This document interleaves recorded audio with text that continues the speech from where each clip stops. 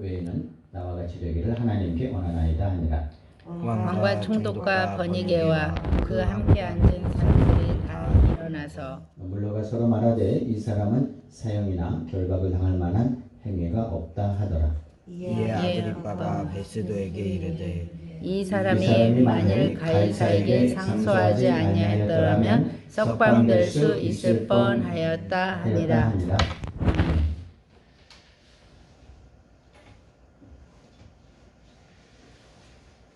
졸음 방지를 위해서 저 현관문을 한 몇 주만 좀 열어놨으면 좋겠습니다. 네, 저 한번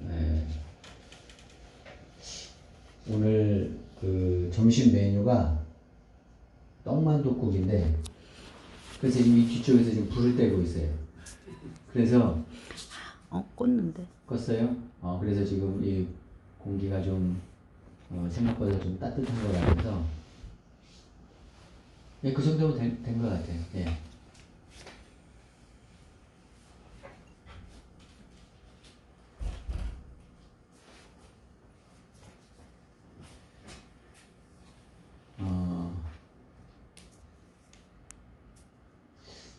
제가 옛날에 그 양평 금식기도원에서 금식을 한 적이 있습니다.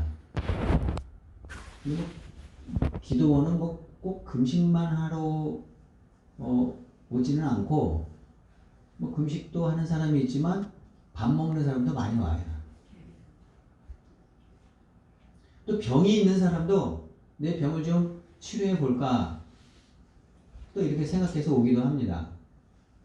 그래서 저하고 이제 같이 있었던 한 분이 신부전증 환자였어요.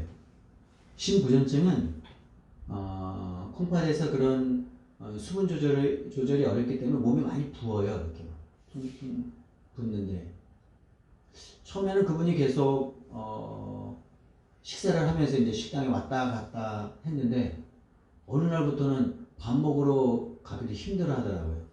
그 이유를 알아봤더니 이 신부전 몸이 자꾸 불어나니까 붓기도 하고 얼마나 움직이기 힘들겠어요. 안 움직이니까 이제 살은 계속 조금씩 체중이 늘어가고 체중이 늘어나니까 또 움직일 수가 없고 그게 반복되다 보니까 이제는 짧은 거리도 이동하기 어려워지는. 그래서 어떻게 밥을 먹었는지 아세요? 그냥 누워 있어요. 움직이지 못하니까. 그 옆에 있는 사람이 밥을 식당에 가서 타가지고 올라오더라고요. 그렇게 해서 밥을 먹어요. 그 밥을 먹고 움직여야 되는데 못 움직여요. 내려가지 않아요. 걷지 않아요. 그럼 어떻게 되죠? 살이 더 불어나요. 더 불어나니까 또 움직이지 못하고. 그 뒤는 어떻게 됐는지 모르겠어요.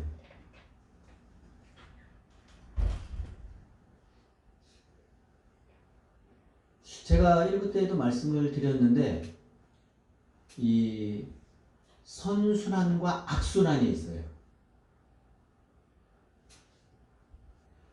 뭐가 안 좋으니까 또 뭐가 더 안 좋아지고 그게 또 안 좋으니까 이게 안 좋아지고 이게 안 좋아지니까 또 이게 안 좋아지고 계속해서 악순환이 되는 경우가 있어요.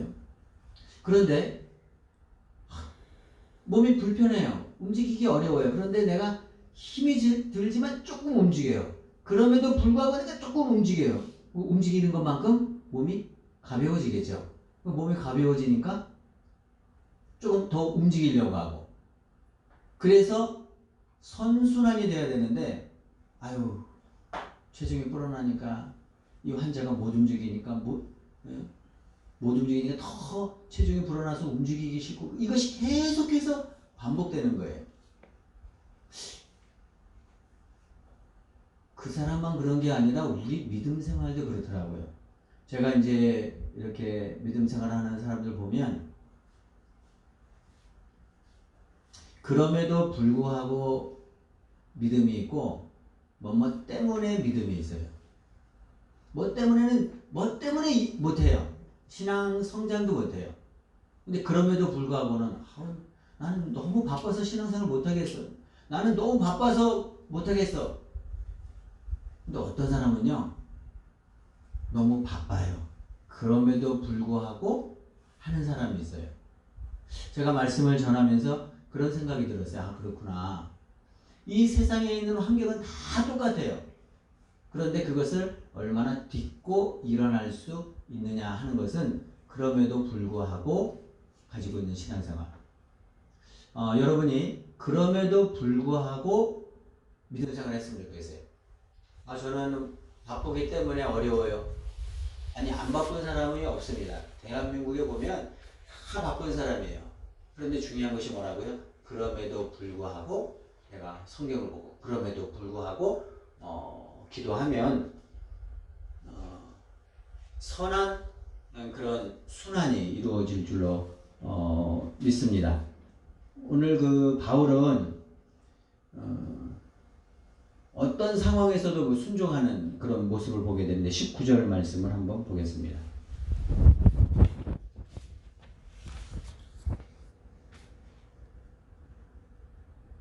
19절 말씀 같이 읽겠습니다. 시작.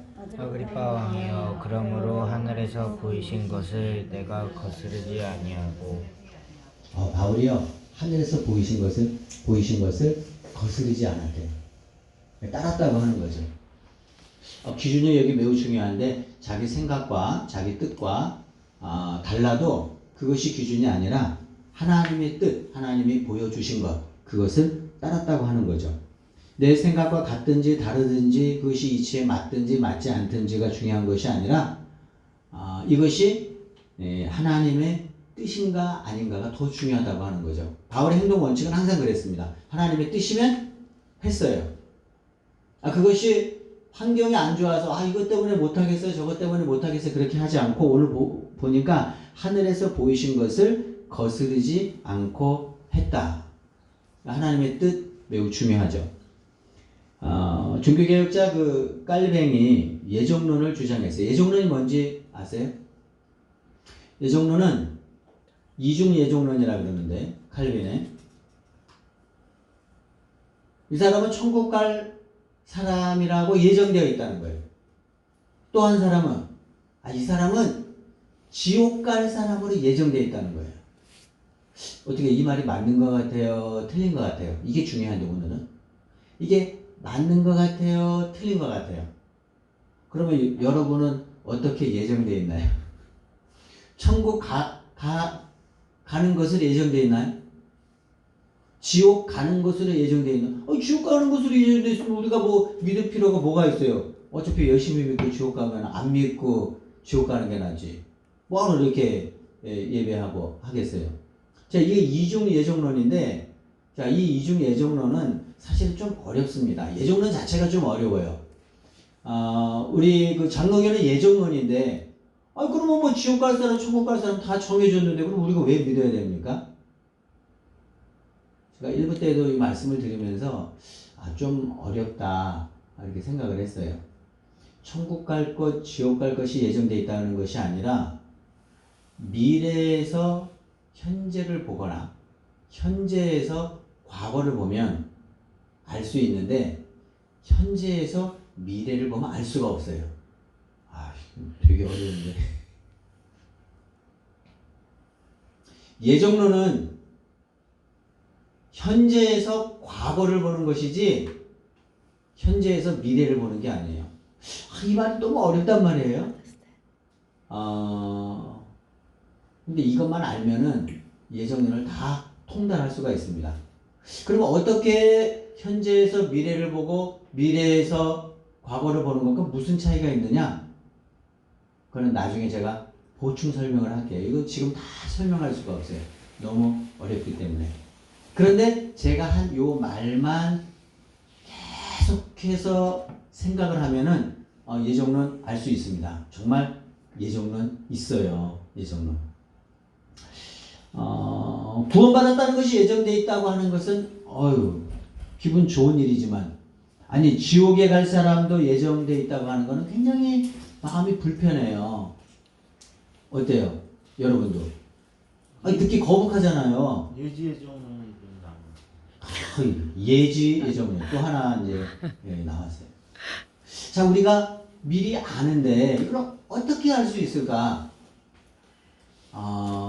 이것이 깔뱅이 제자들에게 영 마음이 불편했어요. 그래서 이 깔뱅이 세상을 떠나게 되었을 때 막 숨이 넘어가려고 하는 그 순간에 제자들이 깔뱅이한테 물어봤어요. 선생님, 임종이 가까웠는데 이중 예정론을 취소할 마음은 없습니까? 깔뱅이 대답을 합니다. Bible says so. 성경이 그렇게 말했다는 거예요. 내가 또 성경을 연구하고 또 연구해보고 또 아는 대로 내가 기억하는 대로 성경이 그렇게 말하고 있다는 거예요. 나는 성경이 가는 데까지 가고 성경이 멈추는 데서 멈추었다. 이것이 나의 신학이다. 굉장히 멋있는 말이에요. 저는 앞부분보다 이 뒷부분이 나는 성경이 가는 데까지 가고 성경이 멈추는 데서 멈추었다. 이것이 나의 신학이다. 이것이 깔뱅이 마지막 이야기입니다. 여러분 어떻습니까? 성경이 말하는 것까지 그리고 성경이 멈추라고 하면은 멈추고 기준이 뭐죠? 성경이어야 한다는 거죠. 오늘 그 바울의 삶의 행동 기준이 자기 자신의 생각이 아니라 하나님 말씀이었다. 그래서 하나님 말씀을요 우리가 좀 신중하게 좀 살펴볼 필요가 있는데 오늘 좀 참 재밌는 말이 있습니다. 여기 총독 베스도라고 하는 사람이 바울 보고 미쳤대요. 왜 미쳤다고 했는 줄 아세요? 십자가와 부활을 전하면 사람들이 미쳤다고 합니다. 여러분이 나가서 예수님이 2000년 전에 계셨는데 그분이 살아나셨어. 그러면 여러분한테 뭐라 그래요? 미쳤다고 이야기합니다. 볼까요? 24절이에요. 24절 같이 한번 읽겠습니다. 시작. 바울이 이같이 변명하매 베스도가 크게 소리내어 이르되 바울아 내가 미쳤도다. 내 많은 학문이 너를 미치게 한다 하니. 예. 미쳤다 그러잖아요. 자, 이 미쳤다라고 하는 헬라어 단어는 마이네라고 하는 거죠. 미친 사람은 마이니안이라고 이야기하는데 여러분이 잘 아는 영어의 매니아가 이 뜻입니다. 바울 보고 뭐예요? 너 매니아다. 미쳤다. 너 미치광인데 누구한테 미쳤어요? 너 예수에 미친 사람이다. 그래서 바울의 별명이 뭐죠? 지저스 매니아. 예, 지저스 매니아. 총독이 보기에는 바울은 미쳤어요. 누구한테 미쳤어요? 예수에 미쳤어요. 교회 다니는 사람은요 대부분 다 예수에 미친 사람이에요. 미치지 않고는 이 신앙생활 제대로 못합니다. 그냥 교회만 왔다 갔다는 할 수 있지만 이 시대는요 예수에 미친 사람을 찾아보기 어렵습니다. 옛날에 어떤 목사님이 있었는데 이 목사님이 이용도라고 하는 목사님이 있었어요. 근데 그 목사님이 뭐라 그런 줄 아세요? 미치자 미치자 예수에 미치자 이렇게 이야기를 했어요. 예수에 미치자? 매니아라고 하는 건 뭐냐면 컴퓨터 매니아. 그럼 뭐죠? 컴퓨터에 미친 사람이에요. 게임 매니아는 뭐죠? 게임에 미친 사람이에요. 예수 매니아는 예수님에게 미친 사람인데 예수님에게 미친 것이 문제가 아니라 예수님에게 미치지 않는 것이 문제예요. 이 시대는요 예수 매니아가 거의 없어요. 혹시 여러분이 믿음 생활하다가 이 사람 예수에 미쳤나봐. 혹시 이런 소리 들은 분 계세요? 이 사람은 예수에 미쳤나봐. 이런 소리 들은 사람은 그 신앙생활 제대로 하는 거예요. 왜냐하면 바울이 그런 말을 들었거든요. 바울이 베스도한테 뭐라고 들었어요? 오늘 본문에 보니까 24절에 미쳤다 그러잖아요. 미쳤다. 예수님께 안 미쳐서 문제지 미쳐서 문제가 될 건 없어요. 제가 한 사람을 좀 소개하는데 이 사람의 이름을 좀 기억했으면 좋겠어요. 일부 예배 오신 분들은 다 외웠죠? 우리 김성수 형제님 제가 누구 이름을 좀 기억해달라고 했나요?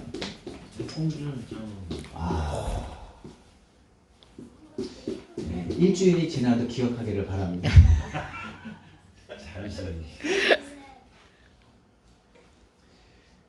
우리나라에서 최초로 기독교인이 된 사람 이름 정도는 알고 있어야죠. 우리 교회를 다니는데.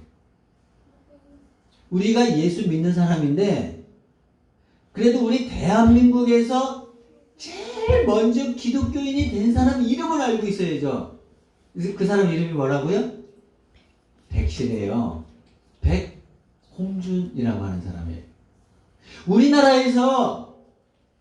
우리나라 사람으로 제일 먼저 세례를 받은 사람 혹시 알고 계시나요? 백홍준이에요. 이 우리나라에서 최고로 먼저 장로님이 된 사람이 누군지 아세요? 백홍준 장로님이에요. 제가 그래서 노예 가서 한번 물어보려고 그래요. 장로님들한테. 장로님, 대한민국에서 제일 먼저 최초로 장로님 된 사람이 누군지 아십니까? 그럼 다 모를 거예요. 자기가 장로면서도 대한민국에서 최초로 장로님 된 사람이 누굽니까? 그러면 몰라요. 적어도 앞으로 여러분이 장로님 되셨을 때 이 정도는 알고 있어야 돼요. 아, 백홍준. 아, 이분은요, 이 사람 아버지가 만주에 갔는데 그 만주에서 로스 선교사님을 만났어요. 근데 이 로스 선교사님이 선물을 줬대요. 두 가지를 줬는데 한 가지는 성경책을 주고 또 한 가지는 양초를 줬대요. 우리나라는 불도 없었던 그런 시절이죠. 전기불 물론 없었죠. 이 초가 얼마나 귀합니까? 우리나라에 없었던 양초. 호롱불 켜고 기름으로 그렇게 불 밝히던 시절에 이 양초는 어떻게 해요? 거기 그냥 딱 붙여놓으면 이 빛이 얼마나 소중한지 몰라요. 그런데 이 양초를 이 두 가지를 받아가지고 왔는데 아버지가 와가지고 양초가 좋으니까 양초는 자기가 갖고 성경책은 아들한테 줬어요. 근데 이 성경책을 받아든 아들이 태어나서 처음 보는 책이잖아요. 우리나라에 성경책이 없었어요. 우리나라에 성경책이 없었어요. 그런데 이제 이게 중국어 성경이죠. 한문으로 된 중국 성경. 그런데 이 아들이 이 성경책을 받아들고 2년 동안 읽었대. 2년 동안. 우리나라에 놀라운 일이 생겼어요. 이 한문으로 된, 한자로 된 성경을 2년 동안, 이 사람은 학식이 있는 사람이에요. 이 아버지도 그렇고, 이 집안 전체가. 그런데 이 성경을 읽다가 마음에 감동이 일어나는 거죠. 예수님에 대해서, 그 다음에 십자가와 부활.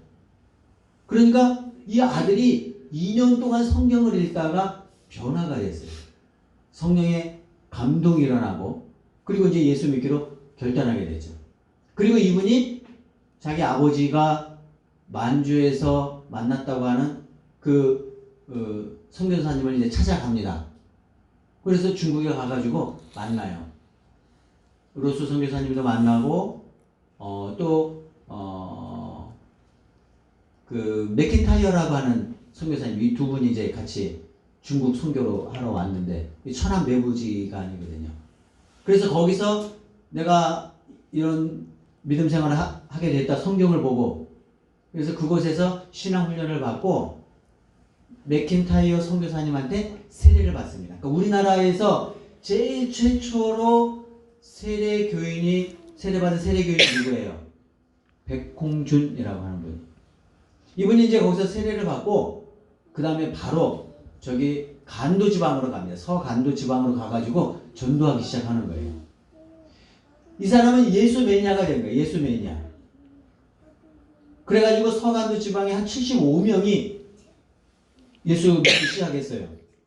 그 사람들한테 세례를 베푸는데 이 사람은 뭐 자격이 없잖아요. 자기가 목사도 아니고 어떻게 세례를 베풀어요. 그래서 로스 선교사님한테 부탁을 합니다. 와서 좀 세례를 베풀어 달라. 내가 지금 전도한 사람이 몇 명이라고요? 75명입니다. 이 사람들에게 세례를 좀 베풀어 달라. 그래서 거기서 세례를 베풉니다. 그리고 나서 이제 중국에서 믿음 생활을 하다가 누가 생각나겠어요? 고국에 있는 자기 형제 생각이 난 거죠.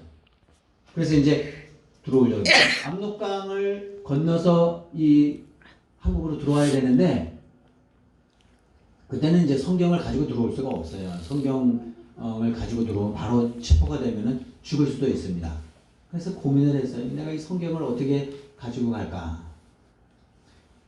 이분이 이제 우리나라에 처음에 성경이 들어온 것은 누가복음하고 요한복음 이거 먼저 번역을 했어요. 그리고 그 성경을 가지고 그 다음에 1887년에 신약 성경이 다 번역이 됐어요. 그래서 그 성경을 가지고 들어오는데 이게 방법이 없는 거예요. 근데 하나님이 지혜를 주셨던 것 같아요. 성경을 전부 다 찢었어요. 이거를 갖다가. 출간된 걸 갖다가 한 장씩 전부 다 찢어가지고 말아가지고 새끼로 꼬았어요. 이 성경 책을 다 찢어가지고 새끼로 꼬아서 긴 새끼줄을 만들었어요. 그리고 고지라고 있어요. 이렇게 오래된 종이 장사처럼 해가지고 오래된 종이를 그걸 다 끈으로 묶었어요. 근데 그 묶은 끈이 뭐죠? 그게 다 성경인 거죠. 그렇게 위장을 해가지고 압록강을 건너서 우리나라에 처음으로 성경이 들어오게 됐어요. 그거는 번역된 성경이죠. 한국말로 번역된 성경을 가지고 들어오게 됐죠. 이 성경을 가지고 들어와서 이제 이분이 원래 의주가 고향이에요. 그래서 의주에 가가지고 이제 전도하기 시작합니다. 그냥 한 사람 전도하고. 그랬더니 자기 가족도 믿고 처음에 그 세례식을 받을 때도 이 가족들 중에 3명이 한꺼번에 받았어요. 아니 이분이 신학을 한 것도 아니고 목사가 된 것도 아니고 이렇게 전도를 하니까 점점 사람이 늘어나는 거예요. 그래서 불과 6개월 만에 막 사람이 너무 많아진 거예요. 그 다음에는 이제 가장 먼저 하는 게 뭐냐면 세례를 베풀어야 되는데 100명이 성경 문답을 해요. 성경 문답에 통과가 돼야 세례를 받을 거 아니에요. 그럼 굉장히 어려웠던 것 같아요. 33명만 합격을 했어요. 나머지 다 떨어지고. 그럼 이 33명이 성경 문답에 통과해서 세례 문답에 통과해서 33명을 세례를 줘야 되는데 이 세례를 줄 방법이 없는 거예요. 왜냐하면 여기서 세례를 준 것이 발각이 되면 다 체포됩니다. 죽을지 살지 몰라요. 중국도 마찬가지예요. 중국에서 발각돼도 마찬가지고 한국에서 발각돼도 마찬가지고. 그래서 어떻게 했냐면 이 33명을 배에 태웠어요. 압록강에서 배에 태워가지고 중국도 아니고 한국도 아니고 좀 가운데에 거기서 세례를 베풀었어요. 거기에서 선교사님을 초청해서 세례를 베풀었어요. 이것이 우리 한국에서 베풀어진 최초의 조선의 요단강 세례다. 이렇게 일컬어지고 있습니다. 이렇게 이제 이분이 이렇게 되고 나중에 이제 그 언더우드 선교사님이 그렇게 이야기합니다. 그러면은 우리가 조직교회를 세우자. 그래서 이제 조직교회를 만드는데 그 조직교회가 세워지기 전까지는 그냥 이분이 평신도로서 그런 사역들을 한 거죠. 근데 이때 주일에 3번을 예배를 드렸고요. 그 다음에 3일 기도회를 했대요. 3일 모임을 시작했죠. 아마 그것이 전통이 되어서 우리 한국 교회는 지금도 그렇게 하잖아요. 3일 기도회가 이제 옛날엔 3일 기도회라고 그랬어요. 수요 기도회 그렇게 하지 않고 3일 만에 다시 예배를 드린다 그래서 3일 기도회가 되었던 거죠. 이것이 이제 한국 교회 전통이 되었던 것입니다. 이분이 전도를 그렇게 많이 했는데 특별히 이제 이분이 전도한 사람 중에 한국에 최초의 목사님이 7분이 계세요. 1907년 그 평양신학교를 졸업한 분이 7분이 계시는데 그 중에 한 분 중에 한석진이라고 하는 목사님이 계세요. 이 목사님을 신앙으로 양육한 사람이 누구냐면 이 백홍준 장로님이에요. 이 백홍준 장로님이 의주에서 전도 활동을 하다가 세례받게 하고 믿음으로 성장케 하고 전도를 했거든요. 그래서 이분이 나중에 어떻게 해요? 한국 최초의 목사님이 됩니다. 우리 한국 최초의 목사님이 몇 분이라 그랬죠? 7명이에요. 그 중에 한 분이 여러분이 잘 아는 그 제주도 선교사로 간 이기풍 목사님이 있어요. 길손주 목사님. 길손주 목사님 여러분 잘 알죠? 우리나라 3.1 운동의 민족 대표 33인 중에 한 분이 누구예요? 길손주 목사님이에요. 길손주 목사님뿐만 아니라 여기 또 저기 서상윤 그 장로님이 세문안교회. 그래서 이 백홍준 장로님하고 서상윤 이 두 분이 처음으로 세문안교회 장로님으로 창립을 하게 되는데 서상윤 장로님 동생이 있었어요. 어떻게 알았어요? 서경석 목사님. 서경석 목사님이 우리나라 최초의 7명 목사님 중에 한 분이에요. 뭐 이기풍 목사님, 뭐 한석진 목사님, 서경석 목사님 해가지고 길손주 목사님 이렇게 7명이 최초의 우리나라 목사님이 되었는데 제가 이제 이걸 말씀을 준비하면서 이 백홍준 장로님 정말 대단한 분이다. 평신도로서 이 사역을 다 한 거예요. 목회자가 아니라 평신도로서 사람을 구원하고 사역하고 그 다음에 자기가 세례 줄 수 없으니까 언더우드 선교사님을 초청해서 세례를 베풀고 중국에서는 로스 선교사님을 초청해서 세례를 베풀고 물론 조직교회는 아니지만 사람들을 모아서 함께 예배 인도를 하고 다 누가 했느냐? 이분이 했다고 하는 거죠. 나중에 이제 이 장로님이 그 세문안교회 그 성경학교를 졸업을 합니다. 그리고 나서 조사가 되네. 조사는 뭐냐 하면 조사가 뭐죠? 목사님을 도와서 이제 사역을 하는 그 전도사처럼 하는 그런 조사라는 것이 있어요. 그 대한민국에서 최초로 조사, 유급, 이 사람은 이제 사례를 받고 유급 조사가 된 분이 누구예요? 백홍준 장로님이에요. 그래서 조사로서 사역을 하고 얼마나 많은 일들을 했는지 몰라요. 우리 한국 교회에서 제가 필요하면 제가 이렇게 한번 말씀을 드릴게요. 이렇게 이 백홍준 장로님은 하여튼 뭐 복음을 위해서 정말 이분이 먼저 이제 은혜를 받은 건 성경이죠. 그러니까 예수 매니아, 그 다음에 성경 매니아. 성경에 의해서 이 사람의 삶이 완전히 바뀌었어요. 저는 그걸 믿는 사람이에요. 우리가 성경을 보잖아요. 그럼 완전히 다른 사람으로 바뀔 수 있어요. 이것은 기독교 역사가 증명하는 일이에요. 여러분이 뭐 이렇게 성경 보는 것이 별거 아니다. 절대 별거 아닌 게 아니라 그 성경을 보면 한 사람의 인생이 완전히 달라질 수 있어요. 이 백홍준 장로님이 가지고 있는 또 하나의 기록이 있어요. 우리나라 최초의 순교자예요. 이 복음을 전하는데 이 평안감사 민병석이 그렇게 미워했대, 이 사람을. 예수 믿는 사람이 이 사람을 그렇게 미워했어요. 그래서 이 사람이 이단 사설을 전한다고 해가지고 체포해가지고 옛날에 이거 뭐죠? 칼이 뭔지 아시죠? 사극에 보면 칼 나오잖아요. 그 칼을 목에 걸고 주 예수의 몸으로 2년 동안 막 고문하고 막 해가지고 결국 건강이 악화가 돼가지고 순교하셨어요. 대한민국의 한국 사람으로서 최초의 순교자가 누구라고요? 백홍준 장로님. 백홍준 조세. 이제는 이 이름 기억할 수 있겠죠. 이분이 대한민국의 최초의 세례받은 사람 누구예요? 백홍준. 대한민국에서 예수 처음으로 믿은 사람이 누구예요? 백씨예요. 백씨. 안씨가 아니고 백씨라고요. 우리 교회는 백씨가 없는 것 같네요. 그죠? 누구 백씨 있나요? 백씨만 없네. 문씨도 있고 김씨도 있고 또 누가 있죠? 김씨가 제일 많은 것 같아요. 정씨, 한씨 뭐 다. 그래도 음정미 집사님이 음씨도 많지는 않죠. 우리는 이제 백씨를 전도해야 될 거예요. 백씨. 이 백홍준 장로님이 결국에는요, 우리 한국 교회의 최초 놀랍죠. 지금 말씀을 준비해서 보니까 이 사람은 비록 거기서 순교를 했지만 하나님이 그 순교의 열매를 맺게 해주시는데 이 가족들 중에서 20명 이상의 목회자가 나왔어요. 하나님 나라를 위해서. 그리고 이 가족들이 교회를 세웠는데 100개가 넘는 교회를 세웠어요.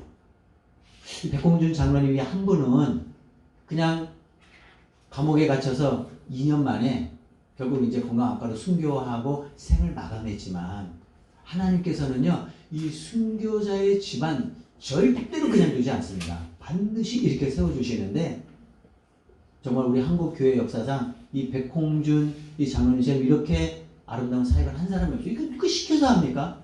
이 사람은 목사 안수 받은 것도 아니에요. 그냥 자신의 삶을 주님을 위해서 이렇게 드린 거예요. 왜 이렇게 드렸을까? 이유가 있죠. 성경입니다. 이거는 성경 매니아예요. 성경을 보다가 변화가 되었거든요. 저는 믿습니다. 우리 성경은요, 얼마든지 우리의 상황을 바꾸어 놓을 수 있는 그런 능력이 있는 말씀이거든요. 여러분 성경 보면은요, 그렇게 됩니다. 지금보다 또 다른 삶을 살 수가 있어요. 그런데 제가 여기 참 영어로 이렇게 설교 제목 적기는 처음인 것 같아요. 가끔 뭐 중간중간 적기도 했지만, 혹시 이런 설교 제목 들어보셨어요? 지저스 매니아. 나는 이 말이 너무 좋더라고요. 제가 정하고 나서 보니까 너무너무 좋더라고요.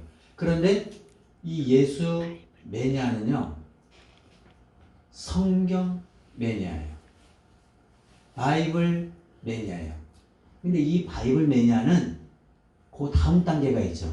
그게 뭐예요? 전도 매니아예요. 이반젤리즘이라고 하는데 이 복음이죠. 전도, 선교 매니아예요. 미션 매니아 이러면 좋을 것 같아요. 근데 이게 단계가 있거든요. 예수에 미친 사람은 성경에 미치게 되어 있고요. 성경에 미친 사람은 전도에 미치게 되어 있어요. 매니아가 될 수밖에 없어요. 오늘 바울이 전도 매니아가 됐습니다. 그것이 29절이에요. 한번 볼게요. 이게 이제 결론의 말씀입니다. 결론의 말씀. 같이 읽겠습니다. 시작.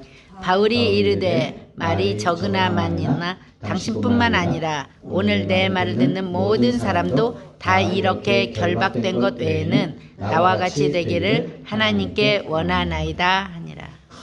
자기처럼 되기를 원했어요. 근데 뭐예요? 결박된 거 빼고, 체포된 거 빼고, 안 좋은 거 빼고 다 자기처럼 되기를 원한 것이 바울이에요. 그래서 오늘 아그리파 왕한테 전도하고 있는 것입니다. 전도할 수 있습니다. 제가 독일 이야기 좀 할게요. 저도 이 말씀 준비하면서 제가 이 독일에 관한 이 말씀을 준비하면서 저도 깨달은 바가 참 많습니다. 요 한 토막 내용인데 이것이 오늘의 그 결론입니다. 이 나치 독일 치하에서 얼마나 많은 사람들을 죽였나요? 유태인을 얼마나 죽였다 그러죠? 600만 명을 죽였다 그러잖아요. 어마어마한 사람들을 살해했습니다. 그래서 이 나치 독일에 반대하고 이 정치적인 투쟁을 하다가 체포된 목사님 한 분이 계세요. 그분의 이름은 마틴 리뮬러라고 하는 사람이에요. 또 발음이 어렵네요. 리뮬러. 독일어 하시는 분. 리뮬러. 우물라이트 이렇게 딱 찍혀져 있는, 발음이 좀 어려운데. 이 목사님이 감옥에 갇혔어요. 8년 동안 감옥에 갇혔는데, 물론 이제 8년 다 끝내고 나왔을 때는 이미 히틀러는 세상에서 죽고 없었을 때예요. 이 독일 고백교회의 지도자인 마틴 리뮬러 목사님은 이렇게 생각을 했어요. 이 나라를 건지려면 히틀러가 죽어야 한다. 저 히틀러는 적그리스도다. 2차 대전을 일으킨 용서할 수 없는 사람이다. 이렇게 생각을 했습니다. 결국 이런 정치운동을 하다가 감옥에 갇히게 되고 맙니다. 그리고 나와서 이 목사님이 책을 한 권 썼는데 그 책 제목은 전쟁 책임 고백서라고 하는 거예요. 그 내용은 간단하겠죠. 모든 책임은 누구한테 있어요? 히틀러입니다. 전쟁 책임 고백서. 그런데 이 목사님이 꿈을 꾸게 됐는데 천국에 가는 거예요. 꿈이에요, 꿈. 아니, 실제가 아니라 이 목사님이 천국에 가서 하나님 나라에 들어가 이제 심판을 받습니다. 이게 누구나 다 심판을 받는데 쭉 줄 서 있는데 어느 한쪽에서 무슨 소리가 들려요. 그 소리가 이런 소리였습니다. 하나님이 누구한테 이렇게 말을 해요. 너 어째서 예수를 안 믿었냐고. 그랬더니 그 사람이 대답을 합니다. 나에게 복음을 전해주는 사람이 아무도 없었습니다. 라고 하는데 그 음성이 이 목사님이 많이 들었던 음성이에요. 가봤어요. 누구였게요? 히틀러였어요. 히틀러. 꿈에서 깨어났어요. 근데 놀라운 사실은 이런 똑같은 꿈을 7번이나 꾸었대요. 또 꾸고 자면 또 똑같은 꿈을 꾸고 자면 똑같은 꿈을 꾸고. 그리고 나서 이 목사님 생각이 완전히 바뀌었다고 합니다.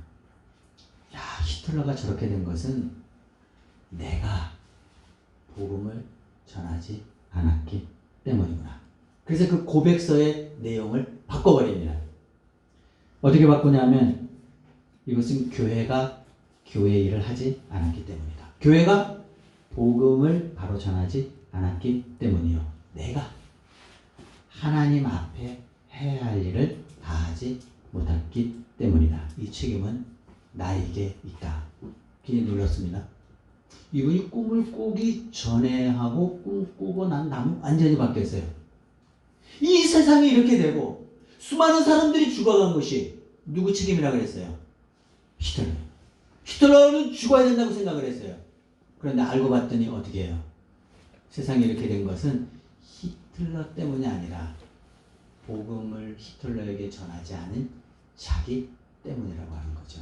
완전히 달라집니다.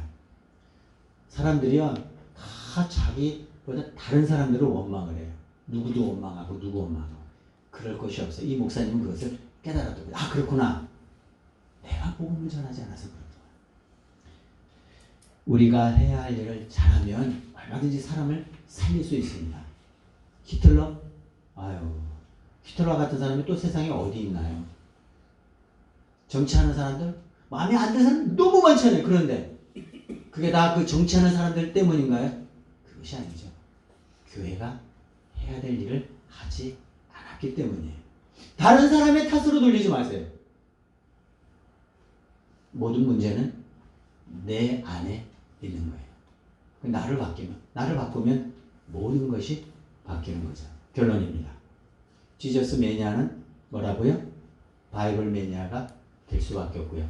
바이블 매니아는 미션 매니아가 될 수밖에 없습니다. 기도하겠습니다.